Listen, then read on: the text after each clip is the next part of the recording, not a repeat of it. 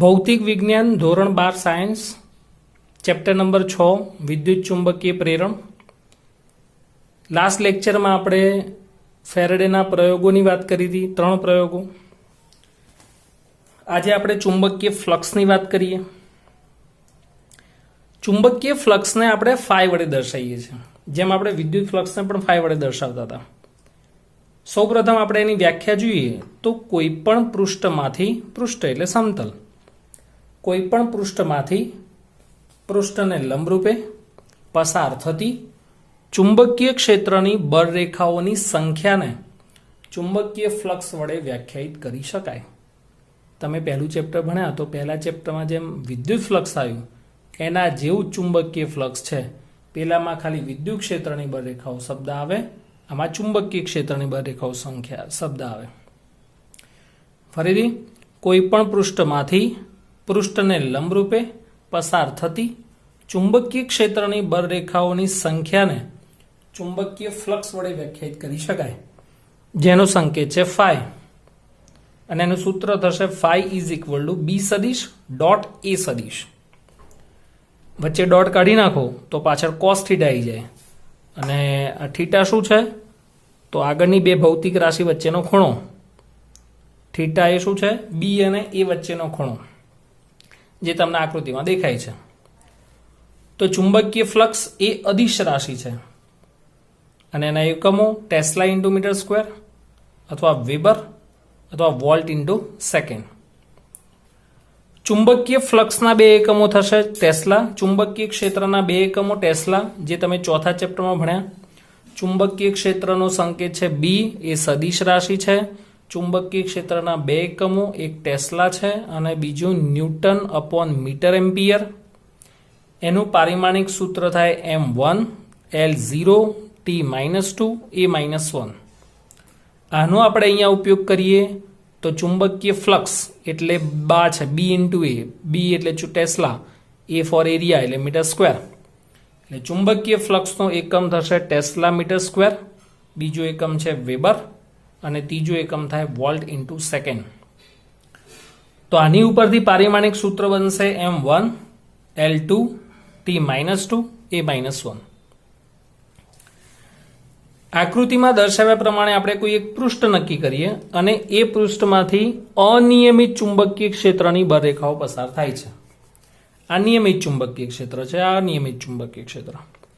તો આપણે દરેક આડછેદ ધારીએ ને તો દરેક આડછેદ પાસે ક્ષેત્રફળની દિશા કેવી થાય? જુદી જુદી. અને ચુંબકીય ક્ષેત્રની દિશા પણ જુદી જુદી થાય, માટે એંગલ પણ જુદો જુદો થશે. તો આકૃતિમાં દર્શાવેલી સપાટી પરના વિવિધ ભાગો પાસે ચુંબકીય ક્ષેત્ર અનુક્રમે B1, B2, B3 up to Bn છે, અને આડછેદના ક્ષેત્રફળ અનુક્રમે ડેલ્ટા A1 સદિશ, ડેલ્ટા A2 સદિશ અપ ટુ ડેલ્ટા An સદિશ છે. તો સમગ્ર સપાટી સાથે સંકળાયેલું કુલ ફ્લક્સ લખવું હોય તો સમીકરણ શું થશે? Phi is equal two B1 સદિશ ડોટ DA1 સદિશ પ્લસ B2 સદિશ ડોટ DA સદિશ, આ જ રીતે એન માટે BN DN સદિશ, અને બધાને આપણે ભેગું કરી દઈએ એટલે સિગ્મા આપી દઈએ. તો phi is equal to sigma is equal to 1 to n BI સદિશ ડોટ DA સદિશ, અથવા તો એને સંકલન સ્વરૂપે પણ લખી શકાય, ઇન્ટિગ્રેશન ઓફ B સદિશ ડોટ DA સદિશ. એમાં સ્મોલ એ લખ્યું છે, એરિયા માટે સ્મોલ એ પણ લખાય. અને IS મતલબ સરફેસ, સરફેસ એટલે પૃષ્ઠ, સમગ્ર પૃષ્ઠ પરના, અને વાક્ય સ્વરૂપે આ રીતે લખાય, સમગ્ર પૃષ્ઠ પરના, પેન ફરીથી આ ધ્યાન રાખજો, સમગ્ર પૃષ્ઠ પરના ચુંબકીય ક્ષેત્રનું પૃષ્ઠ સંકલન. DA એટલે પૃષ્ઠ સંકલન, એટલે ચુંબકીય ફ્લક્સ. હવે જેમ આપણે 11મા ધોરણમાં તમે એક જૂલની વ્યાખ્યા ભણ્યા, એક ન્યૂટનની વ્યાખ્યા ભણ્યા, એવી રીતે આપણે અહીંયા એક વેબરની વ્યાખ્યા જોઈએ.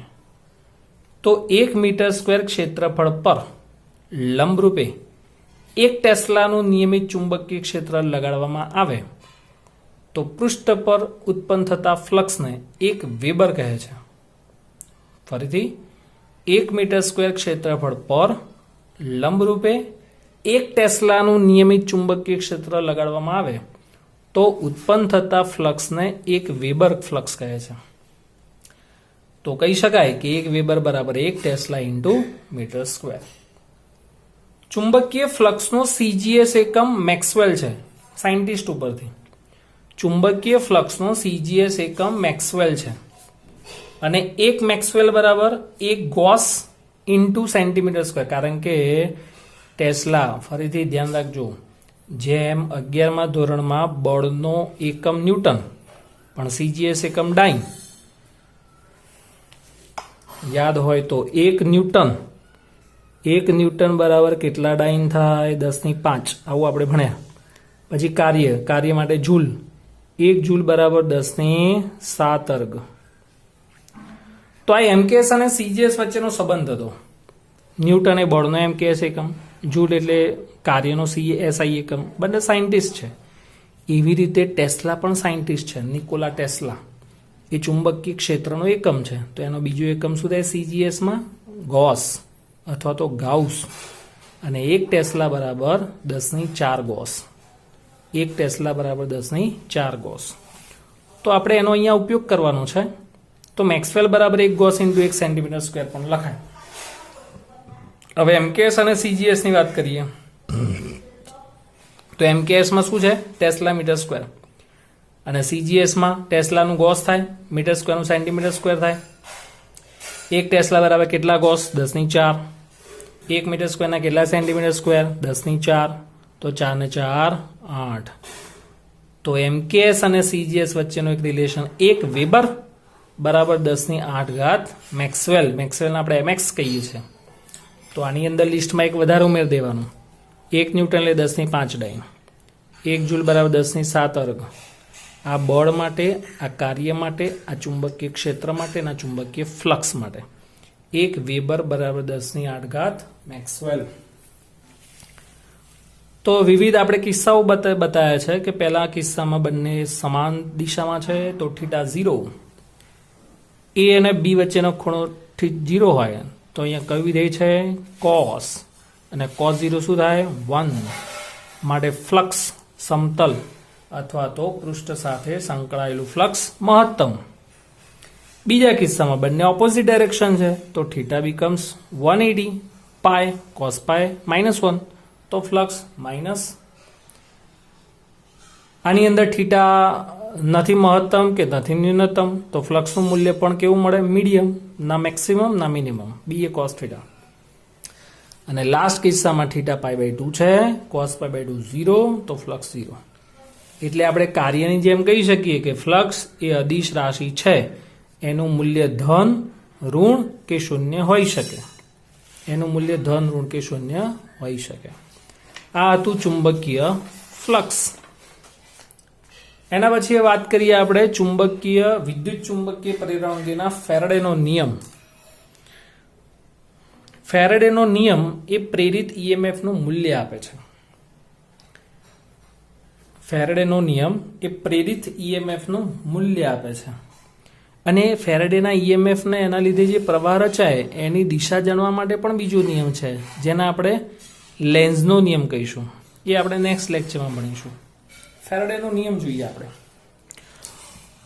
કોઈ પણ બંધ પરિપથમાં એટલે કે ગૂંચડામાં ઉદ્ભવતું પ્રેરિત EMF, અહીંયા સરેરાશ પણ લખાય, ઉદ્ભવતું સરેરાશ પ્રેરિત EMF બંધ પરિપથમાં એટલે કે ગૂંચડામાં ઉદ્ભવતું સરેરાશ પ્રેરિત EMF એ તેની સાથે સંકળાયેલા ચુંબકીય ફ્લક્સના ફેરફારના સમય દરના ઋણ મૂલ્ય બરાબર હોય છે. ડેલ્ટા એટલે ફેરફાર, ખાલી ડેલ્ટા ફાઈ હોય એને શું કહેવાય? ફ્લક્સમાં થતો ફેરફાર. અને delta phi by delta T હોય ને એને કહેવાય ફ્લક્સમાં થતા ફેરફારનો સમય દર. તો કોઈ પણ બંધ પૃષ્ઠમાં કોઈ પણ બંધ પરિપથમાં ઉદ્ભવતું સરેરાશ પ્રેરિત EMF એ બંધ પૃષ્ઠ સાથે સંકળાયેલા ચુંબકીય ફ્લક્સના ફેરફારના સમય દરના ઋણ મૂલ્ય બરાબર હોય છે.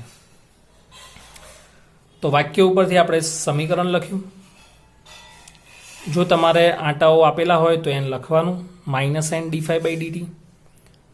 11મા ધોરણમાં જેમ આપણે વેગ અને સરેરાશ વેગ ભણતા હતા એવી રીતે આપણે લિમિટ આપી દઈએ તો ડેલ્ટાનું ડી થઈ જાય. તો E બરાબર માઇનસ d∅/dt અથવા તો E બરાબર માઇનસ n/dt પણ લખાય. અહીં ઋણ નિશાની એ પ્રેરિત EMFની દિશા અને તેથી બંધ લૂપમાં પ્રવાહની દિશા પણ સૂચવે છે. એટલે ઋણ નિશાની એ EMFની દિશા નક્કી કરે. અને હા, એ જે ઋણ નિશાની છે એ લેન્ઝના નિયમની હાજરી પણ સૂચવે છે. ઋણ નિશાની એ લેન્ઝના નિયમની હાજરી સૂચવે છે. હવે લેન્ઝનો નિયમ શું છે એ આપણે નેક્સ્ટ લેક્ચરમાં જોઈશું. નેક્સ્ટ છે ઉદાહરણ નંબર 6.2. 10 સેન્ટીમીટર બાજુવાળી અને 0.5 ઓહ્મ અવરોધ ધરાવતી એક ચોરસ લૂપ છે. એ ચોરસ લૂપ પૂર્વ પશ્ચિમ સમતલની અંદર ઊભી છે. ચોરસ લૂપ એ પૂર્વ પશ્ચિમ લૂપમાં ઊભી છે. 0.10 ટેસ્લા ચુંબકીય ક્ષેત્ર છે અને એ ચુંબકીય ક્ષેત્ર સમતલ ઉપર ઉત્તર પૂર્વ દિશામાં લાગે છે. એટલે આપણે જોઈએ ને ડાયરેક્શન પ્રમાણે, એટલે આ દિશા થાય ઉત્તર, દક્ષિણ, પૂર્વ અને પશ્ચિમ. ખાસ ધ્યાન રાખજો. એટલે ચુંબકીય ક્ષેત્ર પૃષ્ઠ કઈ બાજુ છે? પૂર્વ પશ્ચિમ દિશામાં. એટલે આવી રીતે સમતલ છે.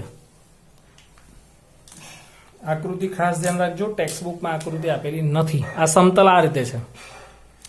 જે ચુંબકીય ક્ષેત્ર ઉત્તર પૂર્વ દિશામાં, એટલે આ રીતે. ઉત્તર પૂર્વ એટલે આમ, પહેલું ચરણ. ઉત્તર પૂર્વ એટલે આમ, આવી રીતે છે ચુંબકીય ક્ષેત્ર. તો ખૂણો કેટલો થાય? ખૂણો થશે 45 ડિગ્રી. ઉત્તર પૂર્વ એટલે એક્ઝેક્ટ વચ્ચેનો સદિશ લેવાનો, એટલે 45, ઉપર પણ 45. એટલે ખાસ ધ્યાન રાખવાનું કે બી અને ચુંબકીય ક્ષેત્ર અને પૃષ્ઠનો સદિશ આમ હશે, કારણ કે સમતલ આપણે આમ આડું લીધું છે પૂર્વ પશ્ચિમ દિશામાં. તો ક્ષેત્રફળ અને ચુંબકીય ક્ષેત્ર વચ્ચેનો ખૂણો કેટલો છે? 45 ડિગ્રી. આકૃતિ ના દોરો તો ચાલે, પણ આપણે સમજવા માટે ખાસ આપણે દોરી. તો અહીંયા ડાયરેક્ટ આપણે લખી નાખ્યું છે કે ચુંબકીય ક્ષેત્ર સાથે ગૂંચળાના ક્ષેત્ર સદિશ દ્વારા બનાવેલો ખૂણો 45 ડિગ્રી છે. એ કેવી રીતે આવ્યું એ આપણે અહીંયા સમજાયું. તો જેટલી વસ્તુ આપેલી છે બધી લખી નાખી. ચોરસ છે એટલે એનું ક્ષેત્રફળ, લંબાઈ પહોળાઈ સરખી, L². 10 નો વર્ગ 100 સેન્ટીમીટરના મીટરમાં ફેરવો, 10⁻⁻⁴ એટલે 10⁻². અવરોધ 0.5 ઓહ્મ, ચુંબકીય ક્ષેત્ર 0.10 ટેસ્લા. ઈ શોધો છે આપણે. તો પહેલા ચુંબકીય ફ્લક્સથી શરૂઆત કરીએ. તો એનું સૂત્ર છે BA cos θ. બી આપેલો છે 0.10, એરિયા 10⁻², cos 45 એટલે 1/√2. તો આપણને પ્રારંભિક ચુંબકીય ફ્લક્સ મળશે 0.71 × 10⁻³ વેબર. અંતિમ ચુંબકીય ફ્લક્સ કેટલું થઈ જાય છે? 0. કેમ? કારણ કે અહીંયા લખ્યું છે કે ચુંબકીય ક્ષેત્ર અચળ દરે ઘટાડીને 0 કરવામાં આવે છે.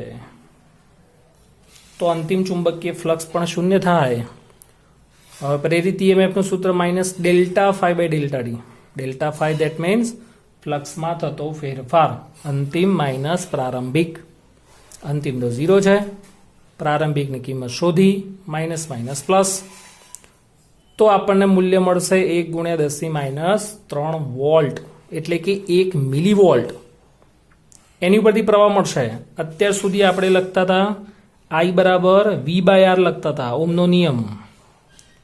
તો I = V/R ની જગ્યાએ હવે આપણે E/R પણ લખી શકીએ. જેમ અહીંયા V ફોર વોલ્ટેજ છે, E ફોર EMF છે, એકમ તો સરખો જ છે બંનેનો. તો I = E/R. આને પ્રેરિત EMF કહેવાય, આને પ્રેરિત પ્રવાહ કહેવાય. એની કિંમત શોધી, R ની કિંમત આપેલી છે 0.5, એટલે જવાબ આવશે 2 મિલી એમ્પિયર.